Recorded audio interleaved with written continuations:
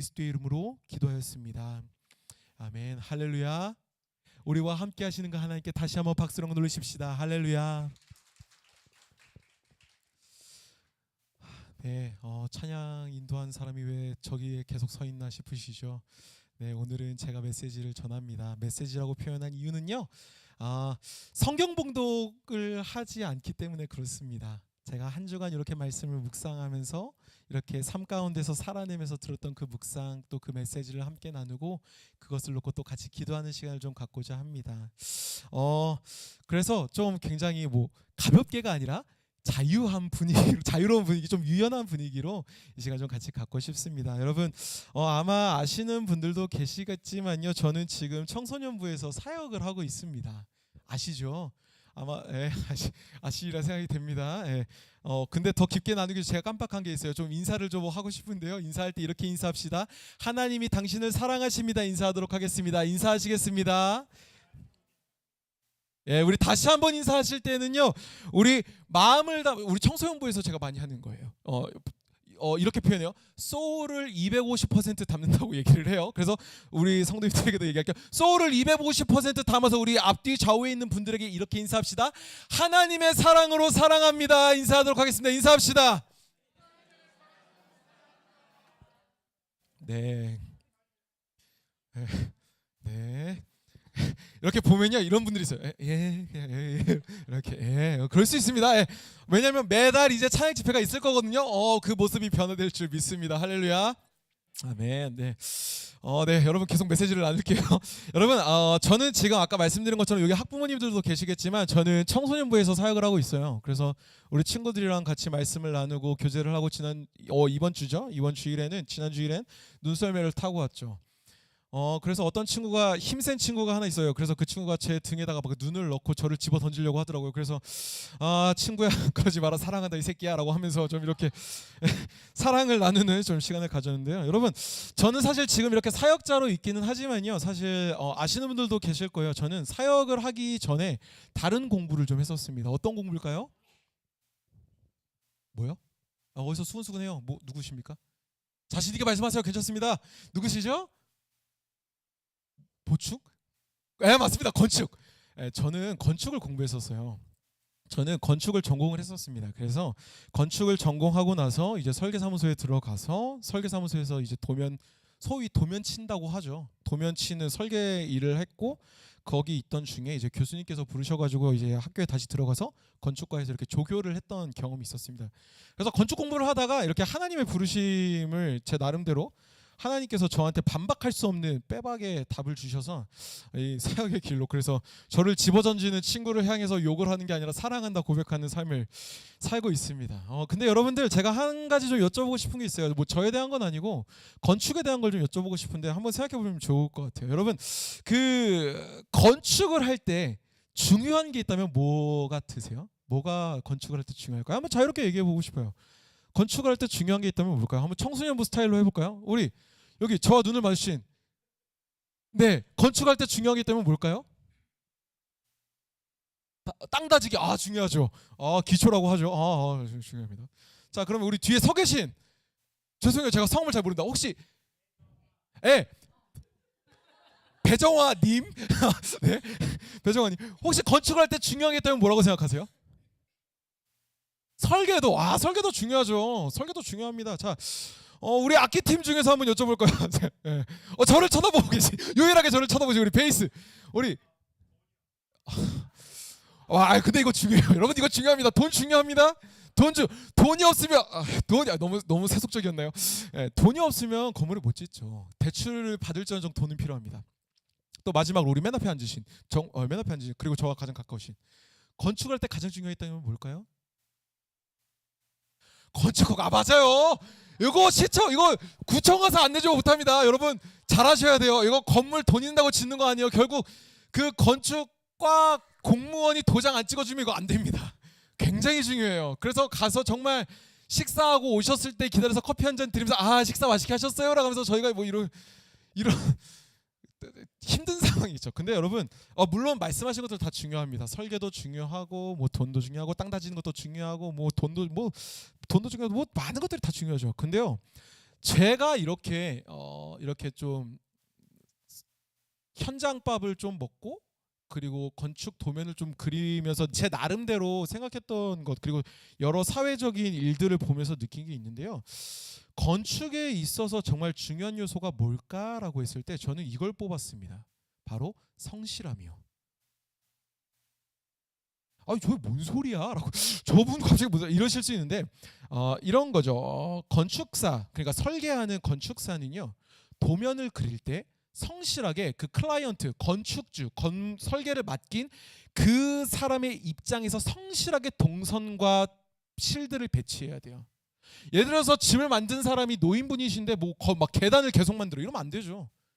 성실하게 그 대상의 입장에 맞춰서 그 도면을 그려야 되는 거예요. 그리고 또 있어요. 아까 땅 다지기 말씀하셨죠. 시공사는요 시공을 할 때 성실하게 배합과 철근들을 잘 해야 돼요. 그래서 요즘 뭐 순살 자위 뭐 이런 가슴 아픈 일들이 일어나죠. 성실하게 그것들을 해야 된다는 거예요. 그거와 맞물리는 게 뭐냐면 감리죠. 감리도 마찬가지예요. 감리할 때 성실하게 있는 그대로를 측정하고 개수해야 돼요. 이렇게 입 싹 닫고 뭐 이렇게 살짝 안 되죠. 그건 성실하지 못한 거죠. 여러분 이런 성실함이 사실은 굉장히 건축에서 사실 건축뿐만이 아니죠. 많은 직업과 많은 자리에서 굉장히 중요할 거라 저는 생각을 해요. 그런데요, 제가 사실 이런 성실함을 제가 왜 얘기했냐면 제가 이번 주 이제 우리가 같이 그 매일 성경으로 신명기를 묵상하고 있잖아요. 신명기를 묵상하는데 갑자기 이게 그냥 이렇게 핑 지나가더라고요. 뭐냐면 이거예요. 이런 성실함이 사실 우리 신앙에서도 특별히 우리와 하나님과의 그 관계에서도 굉장히 중요한 게 아닌가? 좀 이런 생각이 들더라고요. 여러분 요즘 신명기를 묵상하면서 어떤 마음이 드세요? 계속 이스라엘 백성들을 향해서 모세가 얘기하죠. 계속 얘기하죠. 근데 저는 그 모세가 얘기할 때 그 근간이 되는 감정이 하나 있는 것 같아요. 물론 이스라엘 백성들을 사랑하기도 하지만 9장 7절에서 모세가 분명히 얘기하는 게 있어요. 뭐냐면 이스라엘 백성들을 향해 말해요. 당신들은 줄곧 주님을 거역했습니다. 이스라엘 백성들이 애굽에서 나올 때부터 당신들을 줄곧 주님을 거역했습니다라고 얘기를 해요. 그러면서 사실 좀 이해가 되더라고요. 왜 모세가 백성들에게 똑같이 이런 얘기를 반복해서 할까? 여러분, 근데 저는 이 신명기 9장 7절에 나온 그 이스라엘 백성들의 모습을 조금 다르게 표현한다면 당신들은 이스라엘 백성들이 줄곧 하나님을 거역했다는 그 말을 조금 이렇게 풀어서 생각해 본다면 저는 이런 것 같아요. 이스라엘 백성들이 하나님께 성실하지 못했다. 다시요. 이스라엘 백성들이 하나님께 성실하지 못했다. 정확히는 이런 거겠죠. 하나님의 사랑에 성실하지 못했고 더 나아가서 하나님과의 관계에 성실하지 못했다.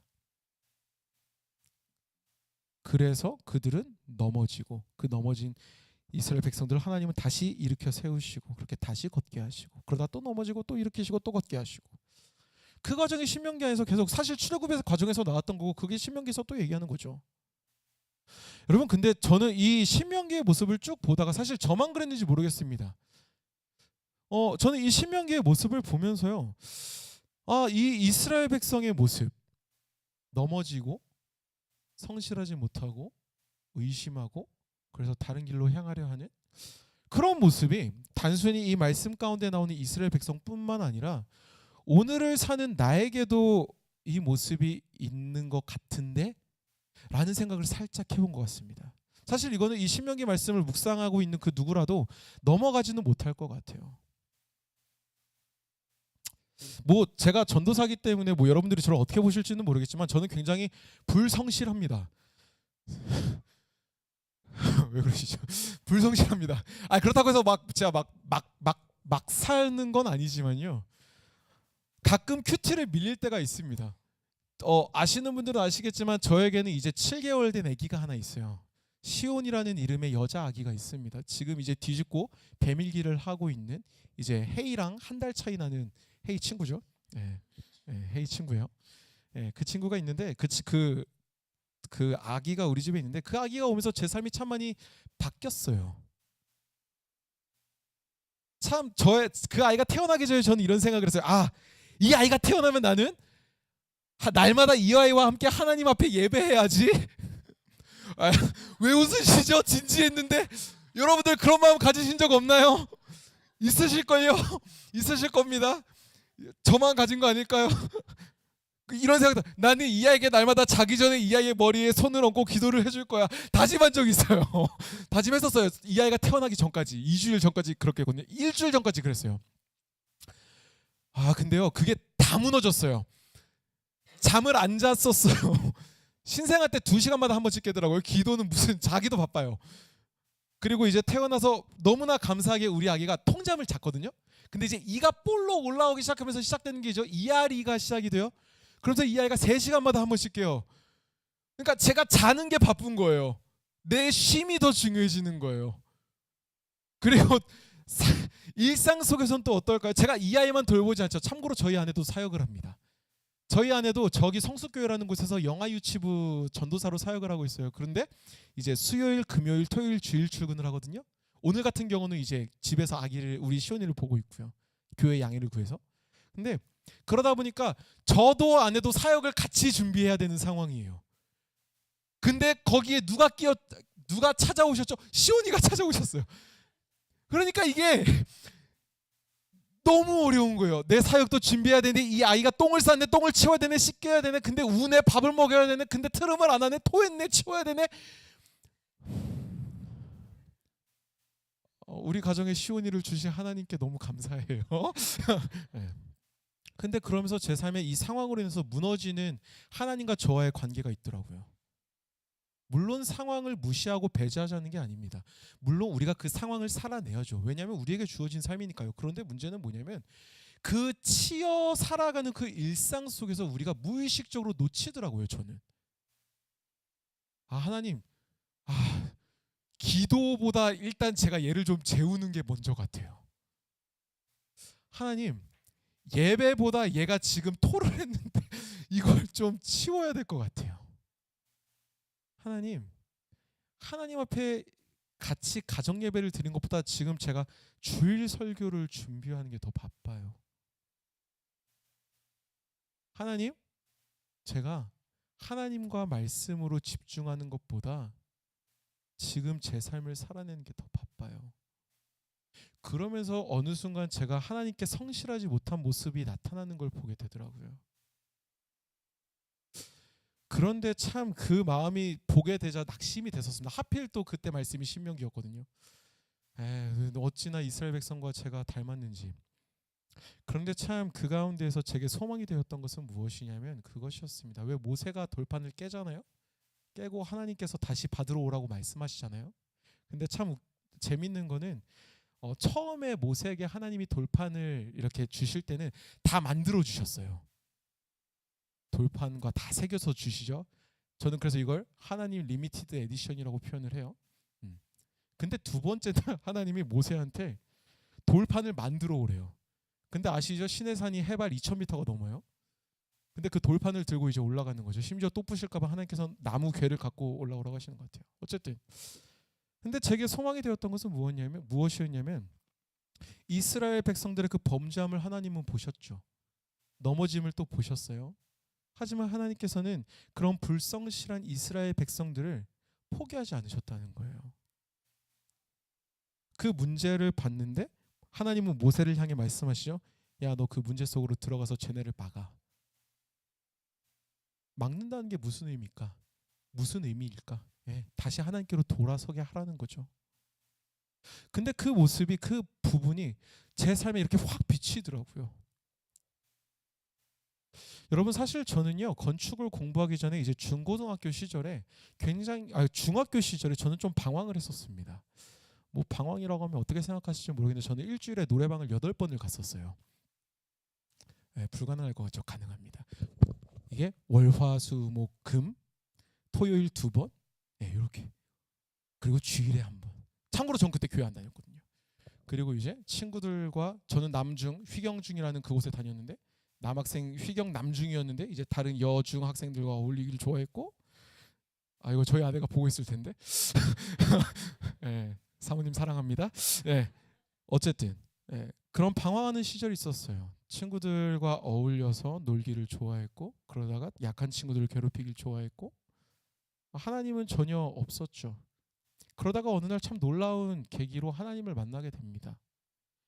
근데 제 삶을 이렇게 쭉 돌아보면은 그런 것 같아요. 나는 불성실한데 하나님의 사랑은 참 성실하구나. 내가 하나님을 모르는 상황에 있었는데도 하나님은 나를 알고 계셨고 잊지 않으셨고 끝까지 성실히 그 사랑으로 나를 붙드셨구나. 그 사랑이 반항하고 방황하던 어린 시절부터 지금까지 나를 붙들어줬구나. 마치 이스라엘 백성들을 하나님이 붙들어 주셨던 것처럼 고기 먹고 싶다고 하면 맞춤형 서비스로 메추라기를 만나를 보내주신 그 하나님의 사랑이 나에게도 있었네. 내가 그걸 잊고 있었네. 이런 묵상이 들더라고요. 그래서 그 사랑이 나를 오늘 이곳으로, 오늘 이 시간으로, 오늘 이 삶으로 인도하셨네 라는 묵상이 좀 이렇게 되더라고요. 근데 저는 사실 이걸 준비하면서 여러분들에게도 한번 질문해 보고 싶었습니다. 여러분 잠시 한번 좀 생각해 보셨으면 좋겠어요. 여러분들은 하나님이 여러분들을 어떻게 인도하셨습니까? 좀 이제 이 나눔을 좀 마무리하고 맺으려고 하는데요. 여러분들께 한번 질문해 보고 싶어요. 하나님께서는 여러분들을 어떻게 인도하셨습니까? 누구에게나 많은 아픔이 있지요. 일상 속에서 참 많은 상처도 있었고 역경과 고난도 있었고 힘듦도 있었고 그것들로 인해서 하나님 앞에 불성실했었던 모습도 아마 있었을 겁니다. 그런데 그 가운데에서 하나님의 사랑은 여러분들에게 어떻게 흘러왔습니까? 그래서 오늘 어떻게 그 사랑이 여러분들의 마음 가운데에 흘러오고 계십니까?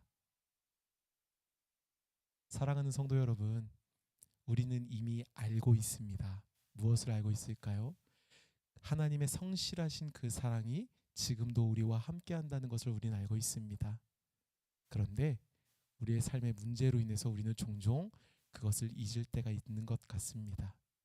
하지만 우리는 다시금 그 사랑을 알게 됩니다.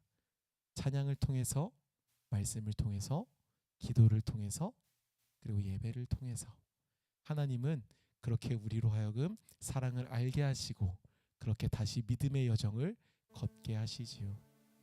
사랑하는 성도 여러분, 우리가 같이 그 사랑에 매여 있기를 소망합니다. 설령 우리가 상황과 상처와 아픔으로 인해서 아프고 낙심되고 넘어질지라도 하나님의 그 성실하신 사랑은 지금도 우리와 함께 하시기에 우리가 그 사랑에 매이는 다드림 공동체가 되기를 소망합니다. 여러분, 이 시간 우리가 같이 이 찬양을 좀 같이 고백하고 싶어요. 아마 다 아실 것 같은데요. 오직 주의 사랑에 매여라는 찬양입니다.